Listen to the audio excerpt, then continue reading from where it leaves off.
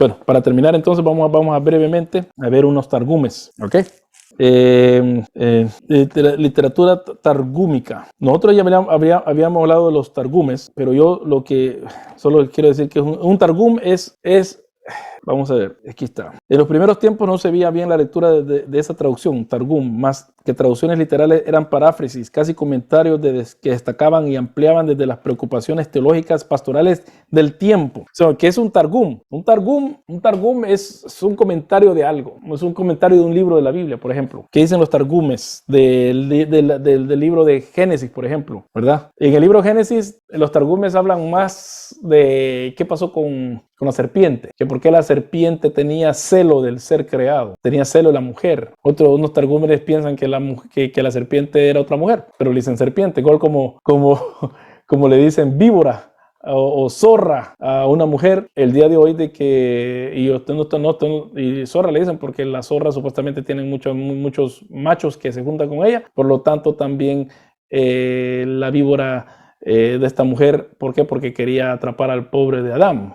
Entonces, ahí es donde entran los targumes. Son paráfrasis sobre el texto traducido. No es igualmente amplia en todos los targumes. El targum onkelos prevalece la versión literal. En cambio, en el targum palestinense y el targum de hagiógrafos son de índole parafrástica. Entonces está el targum de onkelos, que es fiel al texto, pero de ahí viene el targum palestinense, y empieza la paráfrasis. Es como que si usted esté leyendo la Biblia y dice, y esto yo no lo entiendo, lo voy a decir en mis palabras, y voy a dar ¿cómo se llama? El targum neofiti no concuerda exactamente con ninguno de los textos del targum palestinense. En conjunto hay que atribuirle una datación antigua. Contiene material del tiempo del segundo templo, el targum neofiti de Neófito, ¿no? 23 dice, y Yahweh Elohim lo arrojó del jardín del Edén para cultivar la tierra y de donde fue creado. Y arrojó al hombre y asentó la gloria de su Shekinah desde el principio del oriente del jardín de Edén entre los dos querubines. Ahora es la Shekinah que puso. 2000 años antes de que hubiese creado el mundo, creó la ley. Estableció el jardín de Edén para los justos. Quienes comerán se alimentarán del árbol, por haber guardado los mandamientos de la ley en este mundo y por haber observado los preceptos. Para los malos estableció la Gehenna, que se parece a una espada afilada que devora por los dos lados. En ella estableció dardos de fuego y carbones encendidos para los malos, para tomar venganza de ellos en el mundo venidero,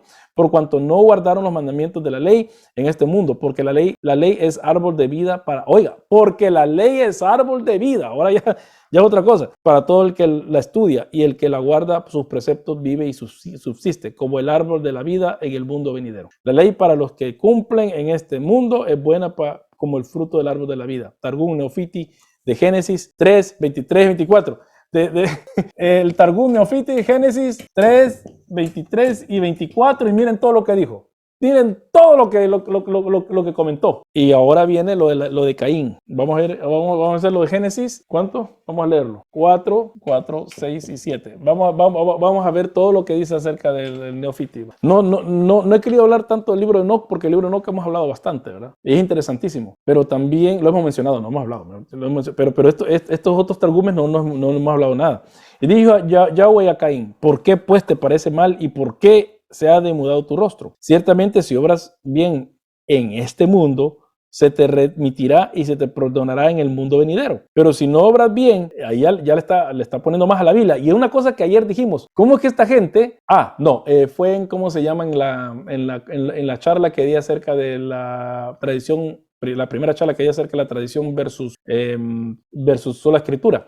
Que cómo es que esta gente le ponía más a la Biblia y no se sentían mal y no sentían que se iban al infierno y eran judíos comprometidos a su fe. Aquí está, dice, y se te perdonará en el mundo venidero, pero si no obras bien, y ahí le mete de nuevo, en este mundo tu pecado queda retenido para el día del gran juicio y la puerta de tu corazón yace tu pecado, le dice. Más en tu mano he entregado el control de las malas tendencias y tú podrás dominarlas ya para justificación, ya para pecado. Todo eso, como ustedes saben, no está en la Biblia. Le han agregado tanto y esos son los targumes. Los targumes no son tan...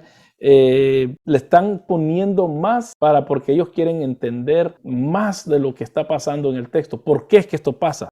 Son las preguntas que quizás nunca, las preguntas que nosotros nos hacemos. Vino el autor del targum, la puso ahí como que fuera palabra de Dios. Esos son los targumes. Y bueno, yo los había hablado bastante antes y no había llegado a esto. Los targumes representan un campo de compromiso entre una teología nacida antes de la polémica anticristiana y antinóstica, con fórmulas a la par ortodoxas y peligrosas, pero intangibles por su antigüedad y difusión, y los midrashes rabínicos que reflejan el triunfo del tipo del judaísmo que culminará en el Talmud. O sea, que ya todo esto nos enseña a nosotros cómo ellos pensaban, pero no todos los judíos lo siguen después. Pero es una guía para ver cómo los targumes. Ahora, los midrashes.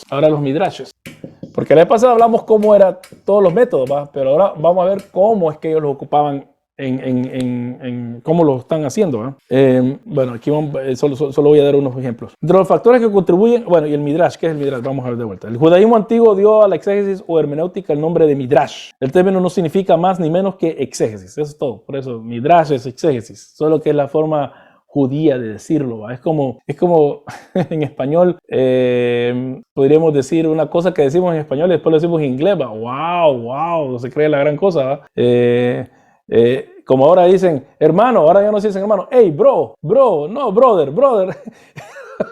Y yo siempre me les quedo mirando porque, miren, yo tengo años de no ir a una iglesia habla hispana, yo lo soy sincero, tengo años de no ir, porque estoy ocupado en mi iglesia, pero cuando me topo con los hermanos en la calle o en algún otro lugar, yo les digo, hola hermano, ¿cómo está? Hola bro, ¿cómo está bro? Y todo, y yo le digo, ¿y usted está yendo a una iglesia en inglés? No hermano, pero es que ya hermano, aquí estamos en Australia, bro. No hombre, fregués.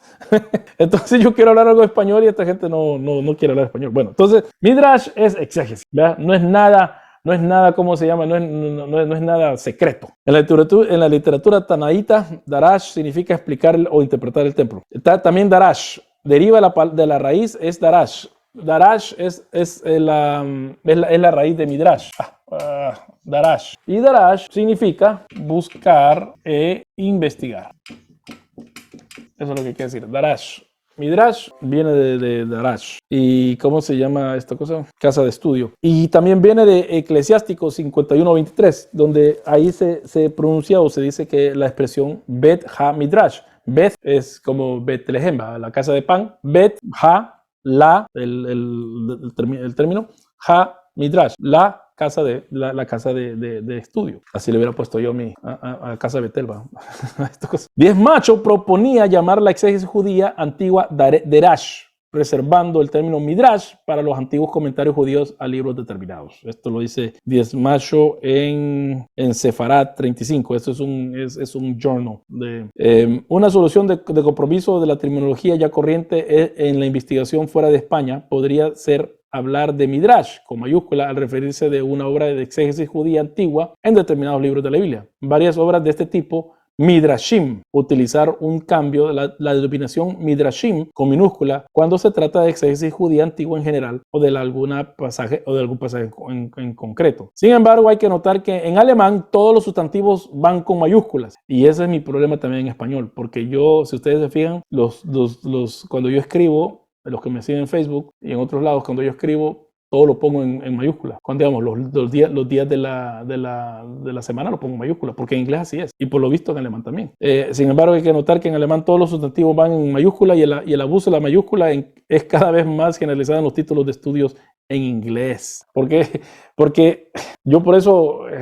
mi papá me regaña y hay veces que hay un señor ahí en Facebook que me tira también. Y la vez pasada le dejé un mensaje diciéndole que bueno, si usted yo ya estoy viejo, ya no voy a cambiar. Tendría que aprender español de nuevo. Y la cosa es esta de que la diferencia de cómo se habla en diferentes idiomas. Y cuando uno está viviendo en dos idiomas, es bien difícil ver cuál es la cosa. Bueno, en fin, les voy a leer, les voy a dar unos ejemplos de esto, ¿ok?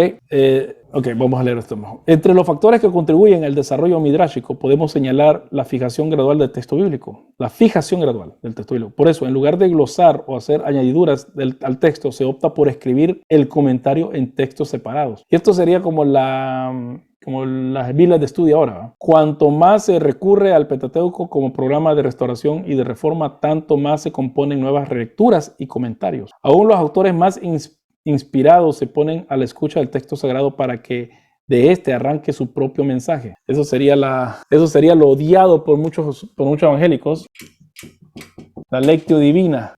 que dicho sea de paso, John Piper hace esto, pero lo han criticado porque, porque esto es una práctica de lectura católica romana, que por lo que pueden ver viene desde los tiempos judíos, pero eso yo no me hago problema con ello. Pero que uno está leyendo el texto, está leyendo el texto, está leyendo el texto, está leyendo el texto hasta que uno siente que el texto le empieza a hablar a uno. Esa es una lectio divina. Entonces muchos de estas personas estaban haciendo lo mismo. Se presentan como comentaristas más que como profetas, porque hay un sentimiento creciente de que la profecía pertenece al pasado. Supera la transición desde un primitivo e ingenuo requerir la palabra de Dios. 1 Samuel 9, Saúl en busca de Samuel para que le localice las asnas perdidas, o en 1 Reyes 22 y 2 Reyes 3, los reyes consultando a los profetas sobre la conveniencia de entrar en batalla. Aún más discreto, esforzado y modesto investigar la palabra de Dios.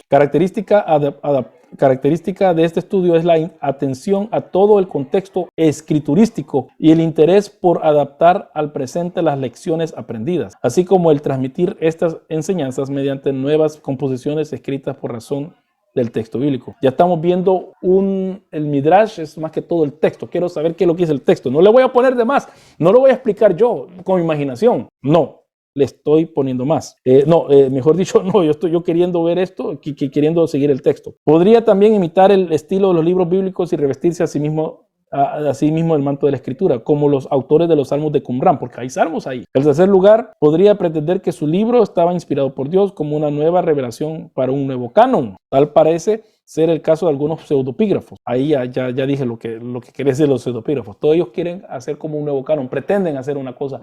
El libro de Enoch, por ejemplo, es pseudopígrafo, porque Enoch no lo escribió, pero está tratando de explicar lo que pasaba ahí. Por último, alguno podía vincular sus opiniones a los versículos bíblicos mediante la exégesis de estos últimos en línea con la primera, de modo que la escritura convalidase sus perspectivas. Es el caso ya en el judeocristianismo de la escuela de San Mateo. Y esto lo dice Neusner, y Neusner lo menciona bastante de Antonio Piñero, porque él lo ha leído bastante. Neusner es uno de los expertos de esto. Lo vuelvo a leer. Por último, alguno podía vincular sus opiniones a los versículos bíblicos mediante la exégesis de estos últimos en línea de las primeras, de modo que la escritura convalidase sus perspectivas. Alguien estaba mencionando Oseas 11:1 y 2, ¿verdad? Oseas 11:1. Mateo está haciendo un midrash, eso es lo que está haciendo cuando cita Oseas 11, si no me equivoco, Oseas 11:1, y Mateo lo cita, ahorita no me acuerdo dónde lo cita Mateo. Quiero ver, Mateo, vamos a ver, ¿dónde está? 2:15. 2:15, vamos a ver, 2:15, porque lo estoy buscando, gracias, porque si no me toma tiempo. Aquí está. Mateo 2:15, entonces, ¿qué es lo que está pasando ahí? Hay un midrash, no se está cambiando el texto, solo se le está aplicando el texto a otra realidad. Eso es midrash. Igualmente lo que pasó en 1 Corintios capítulo 10, cuando dice que los tipos y los antitipos, también eso es midrash. Cuando se dice que el pueblo pecó y nosotros no seamos como ellos. No está cambiando el texto, pero está haciendo un midrash, lo está aplicando a la nueva realidad que en este caso la iglesia de Corintios estaba pasando. Eso es un midrash, es hermenéutico también. Y Pesher tiene que ver más que todo con lo escatológico. Pero eso son los midrash.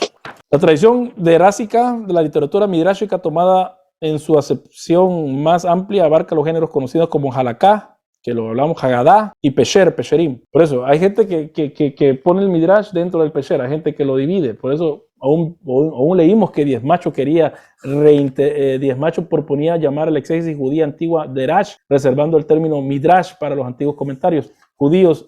O sea, podemos ver que aún los términos eruditos, unos quieren usar ciertos términos, hay unos que quieren influenciar en eso, hay unos que lo logran, otros que no. O sea que aún en nuestro tiempo podemos ver que hay lo que hubo en el judaísmo, el segundo templo, es una cosa de humanos, un bien humana, que cada quien quiere imponer su forma de entender las cosas y quieren que el resto lo sigamos. Algunos lo hacemos, como en el caso de la nueva perspectiva de Pablo, no me hago ni un problema de seguir eso, porque lo encuentro bien, mientras que hay otros que están en contra, ¿verdad? Entonces, de aquí en 1000, 2000 años que lean este periodo, van a decir, bueno, en aquellos tiempos, en el 2022, una persona que me habló Jovel, si es que alguna cosa, imaginen, en 2000 años hablan de mí, se muere cierta gente, ¿verdad? Que si eso pasaría, estuvieran allá donde estuvieran, de él hablan y de mí no va. Entonces, el problema sería ese de que, bueno, la situación sería esa, de que hablaban de esto y que Luis Jovel apoyaba a la nueva perspectiva de Pablo, mientras que estos no apoyaban a la nueva perspectiva de Pablo. Eso sería lo que se hablara. Lo mismo que estamos hablando nosotros ahorita. ¿Vea? Entonces, está la Halaká, que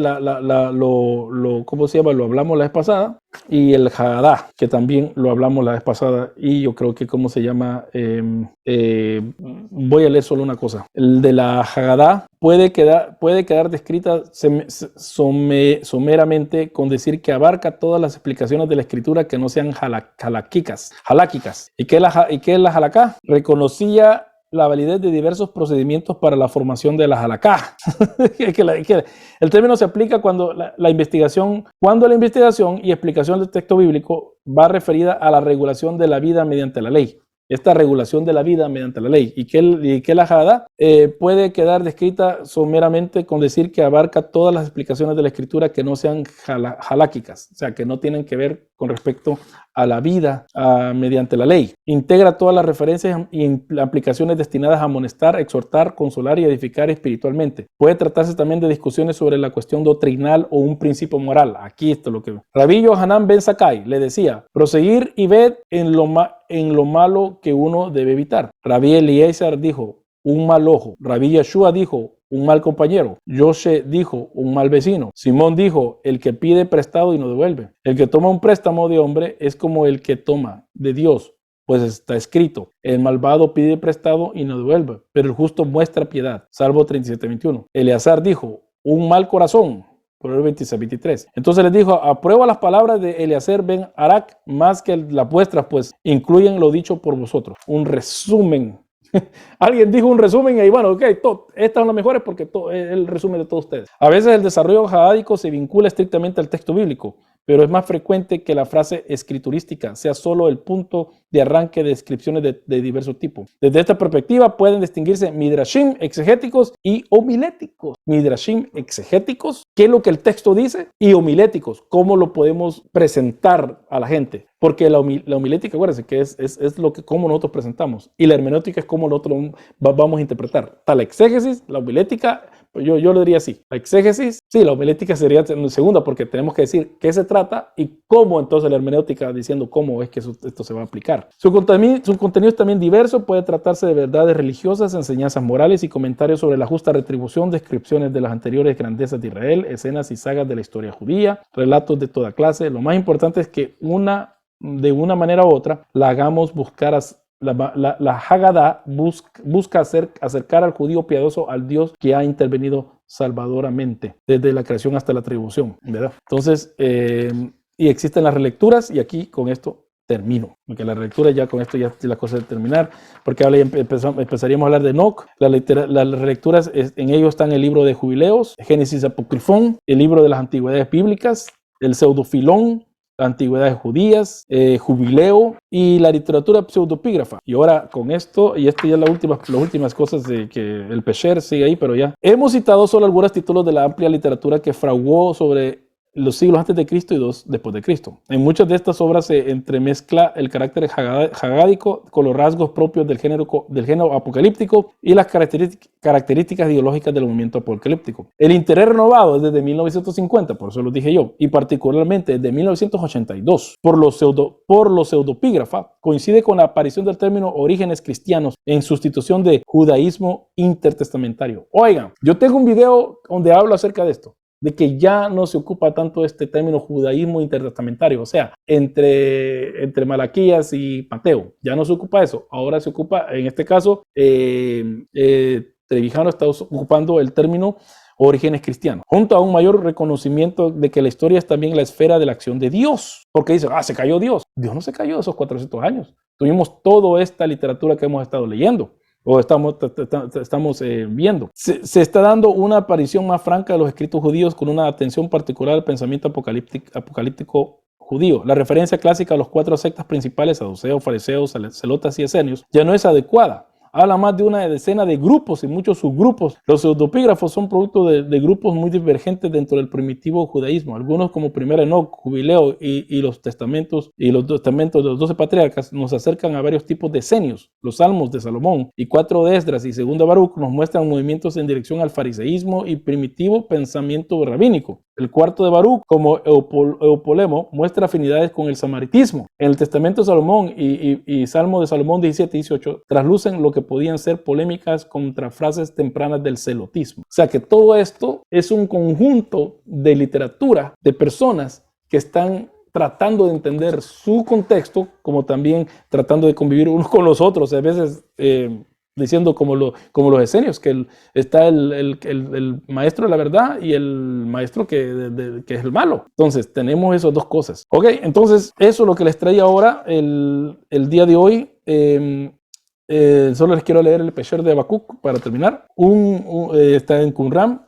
Es el más representativo de estos documentos. Su autor interpreta las profecías de Habacuc 1.2, refiriéndolas a los orígenes de la comunidad y su fundador. O sea, el Pesher es más escatológico. ¿Y qué es lo que tiene que ver con nosotros? ¿Ok? El Pesher es escatológico. Vamos a ponerlo aquí. Targum, vimos los Targum, vimos los Midrash, vimos Haggadah y Halaká, y ahora vamos a ver Pesher. Pues solo ponemos aquí que Pesher, dale. Pesher es hermenéutico porque se los van a se los aplican a ellos, pero a la vez es apocalíptico, sí, apocalíptico, escatológico, pero apocalíptico es una palabra más cercana a lo que ellos pensaban. Bueno, vamos a leer lo que dice. Busca fortalecer la fe y perseverancia de sus seguidores mediante el estudio y la obediencia. Han de preparar el camino de Yahvé en el desierto de Judá. El autor se siente también inspirado para instruir la comunidad respecto al futuro. Tu roca mía, has puesto esta nación para juicio. La has establecido para que sea mi castigadora. Tienes los ojos demasiado puros para ver el mal y no puedes mirar la aflicción. La interpretación de esta frase es que Dios, esto está en Habacuc 1, 2 y 13, es que Dios no aniquilará a su pueblo por medio de los gentiles, sino que Dios hará el juicio de todas las naciones por medio de su elegido, y que todos los impíos de su pueblo serán castigados por los que han observado sus preceptos durante la tribulación. Porque esto es lo dicho, tienes ojos demasiado puros para ver el mal. Esto se interpreta por el hecho de que sus ojos no han sido arrastrados a la lujuria durante la época de impiedad. Eso está en 1 QP Hav 5, 1 al 8. Dios dijo a Habacuc que escribiese los acontecimientos venideros sobre la generación futura, pero no le hizo conocer la época de su cumplimiento. ¿Eso qué le suena eso? En cuanto a lo dicho, para que se pueda leer de recorrido Habacuc 2.2, la interpretación se refiere al maestro de justicia, al que Dios ha dado a conocer todos los secretos de las palabras de sus siervos los profetas. Porque es todavía una visión para una fecha venidera que aspira a su término, no defraudará. Habacuc 2.3. La interpretación de esto es que el periodo siguiente se prolongará y sobrepujará todo lo que han dicho los profetas, porque los misterios de Dios son maravillosos. La mentalidad sectaria se trasluce en este documento. Se sienten los santos del tiempo final con una práctica espiritualizada de la ley, pero tan rígidos como los de los fariseos. Son los separados de otra humanidad de impíos paganos. Son los separados de una humanidad de impíos paganos y malvados judíos, unos y otros destinados a la perdición. Brilla por su ausencia una conciencia misionera. Dicho sea de paso, no son misioneros estos. Llegará pronto la intervención divina en favor de sus fieles con un vuelto total de la situación presente. Sufren la presente opresión purificadora a la espera de la liberación triunfante, viendo ambas situaciones ya pronunciadas por los profetas del pasado en mensajes cuyo secreto pueden desvelar los ahora consagrados al estudio de las escrituras y gratificados por el don de interpretación. Ahora, para concluir, al principio de esta clase mostré un libro de 10 machos que está en su sílabo. Para aquellos que no lo vieron, yo los invito a verlo. Por eso es que este estudio es extensivo. Son 100 páginas en el libro de Vanderkam. Son 100 páginas, es la mitad del libro de Vanderkam prácticamente. Yo lo que les he querido dar a entender en este día es cómo leer esas cosas, cómo entenderlas. Se llama Alejandro Diez Macho, Apócrifos del Antiguo Testamento, volumen 1, 2, 3 y 4, publicado en Madrid por Ediciones Cristiandad 1984. Esa es una fuente primaria, sí, ahí, como podrán ver, es una fuente primaria. Yo no sé cómo lo podrán conseguir, pero si ustedes bajan o ustedes compran el libro, porque ha de estar en digital. Yo compré el de ¿cómo se llama? Los de Verbo Divino están en digital también. Porque a veces cuesta mucho, aquí en Australia a veces cuesta mucho mandarlos a traer. No sé si en Europa debe ser más barato, Latinoamérica quizás, porque son pesados. Así que si están en digital, bájenlos así, cómprenlos así. La idea es esta, de que ustedes lean al menos el tomo 1 y pueden ver ahí unas introducciones también a las diferentes literaturas, que lo que yo he hecho de una forma más... Ese libro es de 400 páginas, así que yo estoy haciendo un resumen de todo esto para que ustedes sepan guiarse. Yo no puedo darles la respuesta a todo porque esta es una clase de introducción, pero sí lo que puedo hacer es guiarlos, decirles dónde tomar el material, y el material, mejor lugar donde ir a traerlo sería en Alejandro Diez Macho, Apócrifos del Antiguo Testamento 1, 2, 3 y 4, por Madrid, Ediciones Cristiandad 1984. Ese sería lo ideal en español y lo más completo en español. Y como vimos, aún Trevijano menciona a Diez Machos, que él quería hasta reinterpretar o redefinir ciertas cosas. Para terminar, ¿alguien quiere decir algo? Para terminar la grabación y después seguimos un poquito más. Pero para terminar la grabación, ¿alguien quisiera decir algo con respecto a lo que hemos visto ahora? ¿O todos estamos pastor, bien? En relación al punto anterior, me estaba poniendo a analizar, mientras usted hablaba, de que el cristianismo y el judaísmo no hubiesen podido coexistir bajo ninguna circunstancia, porque el cristianismo vendría a ser un golpe a la estructura política y religiosa propiamente del judaísmo. Aunque políticamente, ¿cómo? Porque acuérdate que ellos creían que ya también venía la segunda venida, así que ellos no... Porque políticamente, la influencia política de los judíos frente al Estado romano era en función, uno, de su historicidad, y de su antigüedad, lo que le daba legitimación como un pueblo antiguo basado en todas esas tradiciones y en toda su religión. Al aparecer el cristianismo y al establecer que hay un nuevo Israel. Ya sé para dónde vas. Supersesionismo. Que hay un nuevo Israel y que somos hijos de Abraham, no por la sangre, sino por Cristo. La base de la historicidad del judaísmo llega a su fin. Porque está diferenciado por una etnia. Exacto. Entonces su base teológica, que era en función de su etnia, se cae. Entonces el cristianismo viene a ser un golpe al judaísmo. Por eso los judíos no hubiesen podido coexistir con el cristianismo bajo ninguna circunstancia. Pero acordate que también el problema también radica de que aún somos hijos de Abraham. Abraham puede levantar de los hijos de estas piedras. Exacto. Ya estaba eso antes, y eso lo vemos ya después, antes del...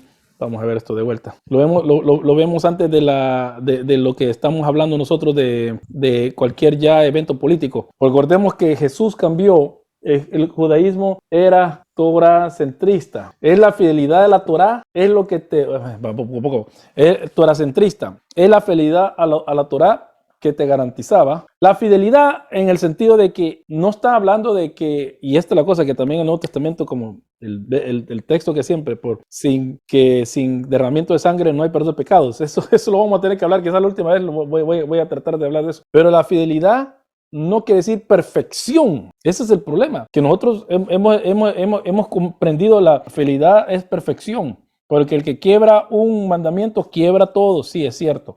Pero por eso hay también un sistema de perdonar pecados que se llama sacrificios, ¿verdad? El Señor no los dejó ahí. Y por eso hay también sacrificios ¿cómo se llama? A pecados no intencionados. Entonces eran toracentristas, pero viene Jesús y ahora tienen que ser mesíacentristas, porque Jesús cumple la Torá para que nosotros no tengamos que cumplirla. Esto es un cambio radical. El centro ¿por qué el judaísmo ya después ya no trabajó como trabajaba antes? Porque eran también templarios, templocentristas. ¿Quién dijo que era el templo? Jesús. Entonces, dos cosas que unían al pueblo de Israel, la Torá y el templo, Jesús toma eso. Jesús tomó esa identidad y por lo tanto no iba a ser compatible por último, porque si no aceptaban lo que él decía, yo soy el templo, alguien mayor que el templo está aquí, destruir este templo que en 3 días yo lo edificaré. Y acerca de la Torá, lo único que les puedo yo decir, Mateo 5 al 7. ¿Quién subió al monte y dio la Torá? Moisés. Ahora, ¿quién sube al monte y da él?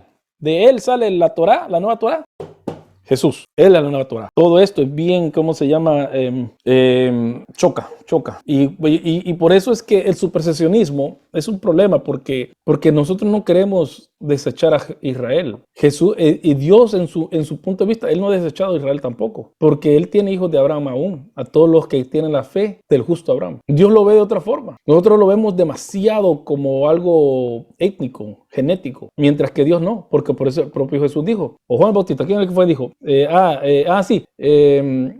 nosotros somos hijos de Abraham, le dijeron, y Abraham puede levantar, me pueden corregir, cuando dijo Abraham puede levantar piedras de hijos de estas piedras. Vamos a ver, hijos, piedras, porque me acuerdo que también es que hay otro lugar también, o otra ocasión que Jesús dijo algo similar. Aquí es lo que no me gusta de esta cosa de que ya es muy lenta también. Y no presumáis que podéis deciros a vosotros mismos, tenemos a Abraham por padre, porque os digo que Dios puede levantar hijos de Abraham de estas piedras. Está hablando, ¿cómo se llama? Juan el Bautista. Entonces, Dios puede levantar hijos de otros lados. No solo porque son hijos de Abraham, ellos tenían totalmente derecho. Y ahí está la gran diferencia. ¿Ok?